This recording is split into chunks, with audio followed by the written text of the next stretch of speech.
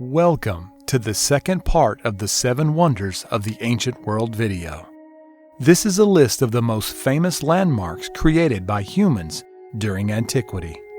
The originator of the idea of collecting the wonders of the ancient world in a list can be said to be Herodotus, who, impressed by the Egyptian pyramids and Babylon, considered them to be the most significant achievements of people up to that time. The 7 wonders that we know today were first written down and praised as the greatest human creations by Antipater of Sidon, chief librarian at the Library of Alexandria. Later there were several other lists as well as proposals to add many other landmarks, such as the Colosseum, the Capitol, and Noah's Ark. But ultimately, Antipater's list remains unchanged to this day. It is a little-known fact that we today call miracles were originally called sights, things that can be seen. Get ready for a journey through the ancient world and its most notable architectural achievements.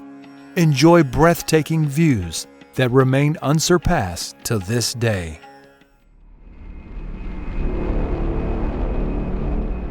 The Mausoleum at Halicarnassus. The Mausoleum at Halicarnassus is a vast ancient tomb of King Mausolus, ruler of Caria. His remains are in the territory of the city of Bodrum, Turkey. The word mausoleum is derived from the name of King Mausolus and today is used for any large tomb containing the embalmed body of the buried. Built around 350 BC by his wife and his sister Artemisia, Halicarnassus is the largest city of Caria on the territory of today's Bodrum. The mausoleum is erected on a hill above the city. It was 45 meters, 135 steps high, richly decorated with relics and sculptures, the work of 4 famous Greek masters. The whole structure is set in a walled courtyard. The tomb is built mostly of white marble in the center of the courtyard on a stone platform. Stairs with stone lions lead to the top of this platform. Along the outer wall are many statues depicting gods and goddesses. At each corner are stone horsemen guarding the tomb. In the center of the platform is the tomb itself. This section is covered with a frieze showing scenes from Greek mythology. 36 small columns rise above the tomb, 9 on each side. The roof, which makes up most of the last third of the mausoleum's height, is pyramid-shaped. At the top is an impressive quadriga, 4 huge horses pulling a chariot in which Mausolus and Artemisia are depicted. The history of the mausoleum. The Carian king Mausolus reigned for 377 BC to 353 BC and moved his capital to Halicarnassus. His reign itself is not distinguished by anything special except for the construction of his mausoleum. The project belongs to his wife and sister Artemisia. In Caria, it was customary for rulers to marry their own sisters. Construction began while King Mausolus was still alive. It was completed in 350 BC, 3 years after his death and 1 year after Artemisia's death. Mausolus and his queen Artemisia ruled Halicarnassus and its environs for 26 years. During his reign, the king decided to build a new capital, a magnificent and impregnable city.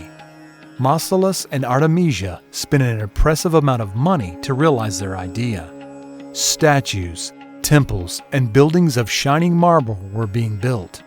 A temple was planned in the center of the city where his body would rest after death, a temple to show future generations how rich he and his wife were.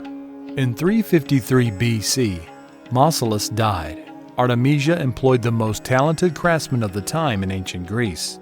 This included Scopas, the man who led the rebuilding of the Temple of Artemis in Ephesus. The other sculptors were Leocharis, Timotheus, Bryaxis, who joined Scopas, as well as hundreds of other masters. Shortly after construction begins, Artemisia had to deal with a crisis situation. Rhodes, an island in the Aegean Sea between Greece and Asia Minor, was under the rule of Mausolus. When the inhabitants of Rhodes learned of his death, they rose up and sent a flotilla of ships to capture the city of Halicarnassus. Learning that the Rhodian fleet was coming, Artemisia hid her ships in a secret location in the eastern part of the city's harbor. After the Rhodian fleet deployed to attack, Artemisia's fleet launched a surprise attack, capturing the Rhodian ships and pulling them out to sea. Artemisia put her own soldiers on the ships of the invaders and sent them back to Rhodes. Deluded, the Rhodians decided that they returned their ships were their own victorious troops and did not defend themselves. The city was quickly taken and the rebellion was put down. Artemisia lived only 2 years after the death of her husband. Both were to be buried in the unfinished tomb. According to the historian Pliny, the craftsmen decided to stay and finish their work after their patrons died, considering it to be both a monument to their own glory and the sculptor's art. The mausoleum towered over the city of Halicarnassus for many centuries. It remained untouched when the city was taken by Alexander the Great in 334 BC and after pirate raids in 62 and 58 BC. For around the 16th century, it stood above the ruins of the city until a series of earthquakes broke its columns, sending the stone chariot crashing to the ground. Around 1404, only the foundation of the mausoleum was preserved. In the early years of the 14th century, the Knights Hospitaller invaded the region and built a huge castle. When they decided to strengthen it, they used the stones of the mausoleum.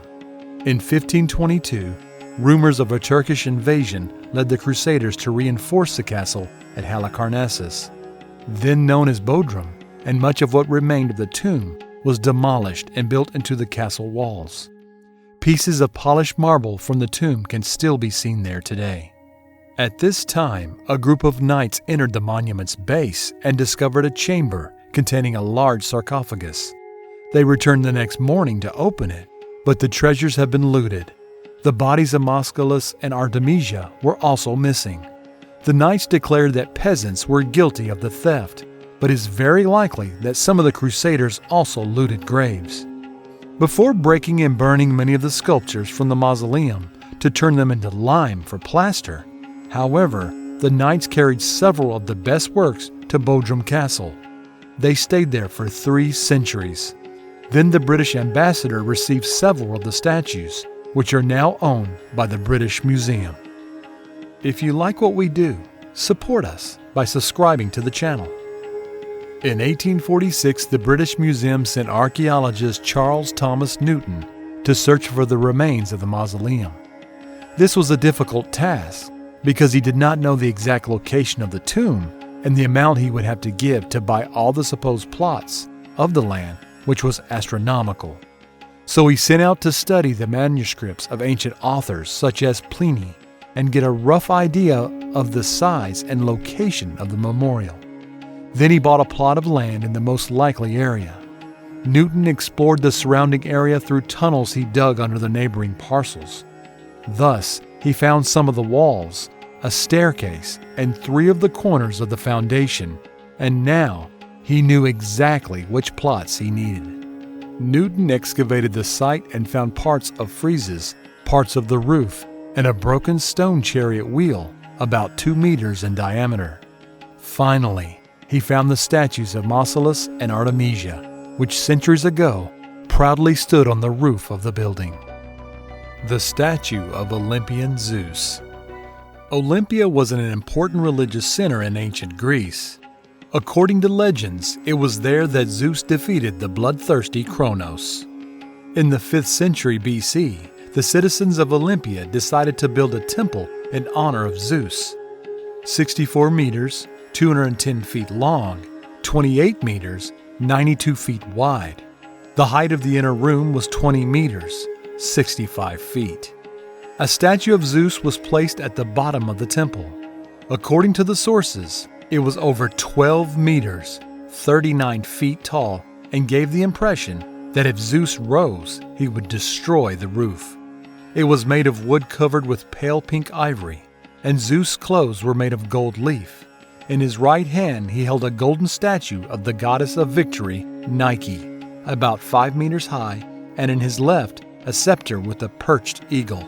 In the middle of the 20th century, the remains of the workshop of Phidias in Olympia were discovered, and the date of the creation of the statue were confirmed. The Temple of Zeus was destroyed in 426. One version suggests along with the statue. According to another hypothesis, in 394, the statue was transformed to Constantinople, the capital of Byzantine Empire. Although Christianity had already established itself as a religion and the statue of Zeus was a pagan, no one dared to destroy it because of its incredible beauty. Historians believed it burned down during a fire in the Emperor Theodosius II's palace in 462. The Alexandria Lighthouse. The Lighthouse of Alexandria was built around 280 BC on the island of Pharos near the city of Alexandria in Egypt. The light it emitted came from a great fire and reflected through the mirrors. It could be seen 50 kilometers, 31 miles out to sea. During an earthquake in 1375, the lighthouse was destroyed. From its remains at the end of the 15th century, Sultan Kate Bey built a fortress which is still there today. In 1994, French archaeologists discovered fragments of the lighthouse at the bottom of Alexandria's eastern harbor. In 2016, the Egyptian Ministry of Antiquities announced its intention to convert the underwater ruins of ancient Alexandria, including pharaohs, into an underwater museum. Architecture. The lighthouse was a tower about 120 to 140 meters, 393 to 460 feet high, and was one of the tallest man-made structures of its time. The architect of the lighthouse is Sostratus Kudnitsky. It took 5 years to build. It was built of white marble and built with girders rather than vaults. It had 3 floors. The lowest was a rectangular tower with a square base, with size of 30 meters, 98 feet, and a height of between 55 and 65 meters, 180 and 213 feet.